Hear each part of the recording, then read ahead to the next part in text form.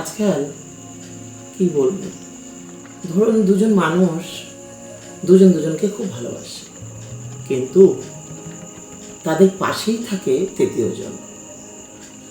তিনি সবার কি জানেন তো, সমালোচনা করা।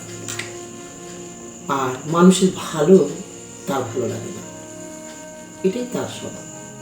তখন সে কি চিন্তা করে বলুন তো, যে কিভাবে তাদের দুজনের সম্পর্ক নষ্ট করা যায়, এটা মাথার মধ্যে ঘুরবে তার।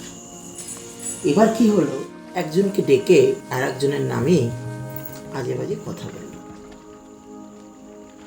যাকে বলল সে তখন অটোমেটিক তার কাছের বন্ধুর সাথে খারাপ ব্যবহার করতে শুরু করল। কিন্তু দেখুন, এটা কি ঠিক করলো? না, তার খারাপ ব্যবহার করা উচিত হয়নি। তার বোঝা উচিত ছিল যে যে তাকে বিশ্বাস করে, ভালোবাসে, সে তার কাছের। বাইরের একটা ব্যক্তি কি বলল সেটা যাচাই না করেই তাকে খারাপ ভাবাটা উচিত না। তাহলে তো যে সমালোচনা করছে সেই তো জিতে যাবে।